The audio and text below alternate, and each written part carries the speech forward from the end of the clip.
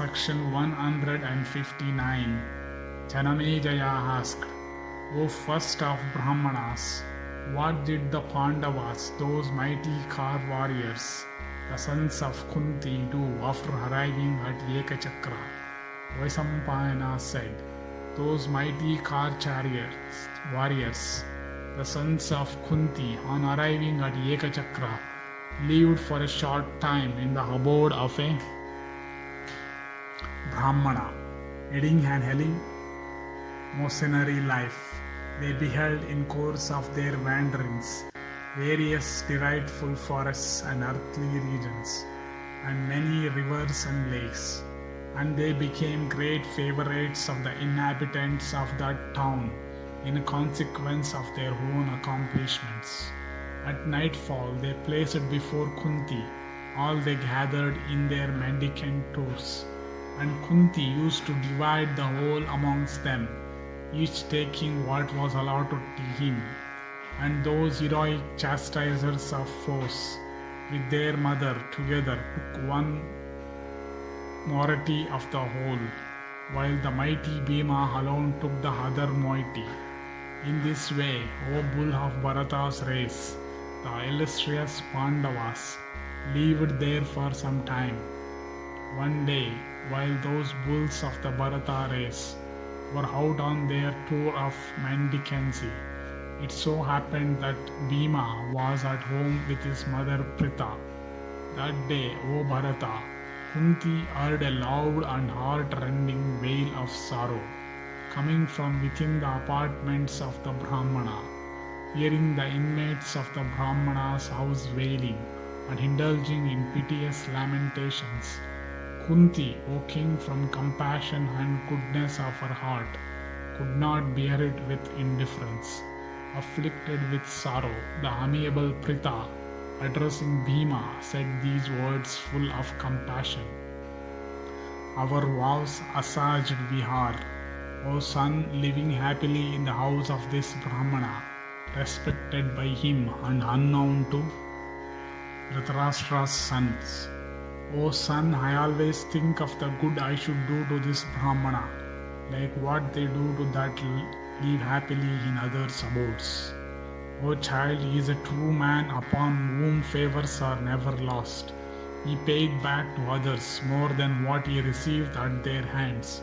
There is no doubt some affliction hath overtaken this Brahmana. If we could be of any help to him, we should then be requiting his services. Hearing these words of his mother, Bhima said, Ascertain, O mother, the nature of the Brahmana's distress and whence also hath it arisen. Learning all about it, relieve it I will, however difficult may the task prove. Vaisampayana continued. While mother and son were thus talking with each other, they heard again, O king, another wail of sorrow proceeding from the Brahmana and his wife.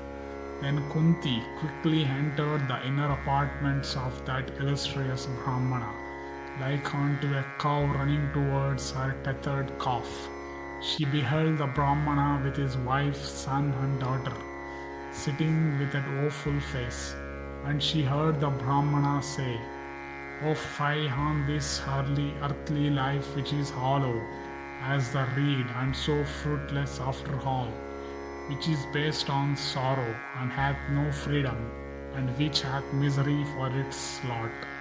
Life is sorrow and disease. Life is truly a record of misery. The soul is one, but it hath to pursue virtue, wealth, and pleasure. And because these are pursued at one and at the same time, there frequently occurs disagreement. That is the source of such misery. Some say that salvation is the highest object of our desire, but I believe it can never be attained.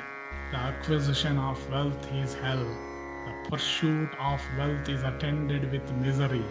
There is more misery after one has acquired it, for one loves one's possessions, and if any mishap befalls them, the possessor becomes afflicted with woe, I do not see by what means I can escape from this danger, nor how I can fly thence with my wife to some region free from danger. Remember, O wife, that I endeavored to migrate to some other place where we would be happy, but thou didst not then listen to me, though frequently solicited by me. Thou, O simple woman, told me, I have been born here, and here have I grown old. This is my ancestral homestead. Thy venerable father, O wife, and thy mother also had, a long time ago, ascended to heaven. Thy relations also had all been dead. Oh, why then didst thou yet like to live here, led by affection for thy relatives? Thou didst not then hear what I said, but the time is now come when thou art to witness the death of a relative. Oh, how sad is that spectacle for me! Or perhaps the time is come for my own death, for I shall never be able to abandon cruelly one of my own, as long as I myself am alive. Thou art my helpmate in all good deeds, self-denying and always affectionate unto me as a mother. The gods have given thee to me as a true friend, and thou art ever my prime stay. Thou hast by my parents been made the participator in my domestic concerns, of pure lineage and good disposition, the mother of children devoted to me, and so innocent, having chosen and wed thee with due rights, I cannot abandon thee, my wife, so constant in thy vows, to save my own life. How shall I myself be able to sacrifice my son, a child of tender years, and yet without the hirsute appendages of manhood?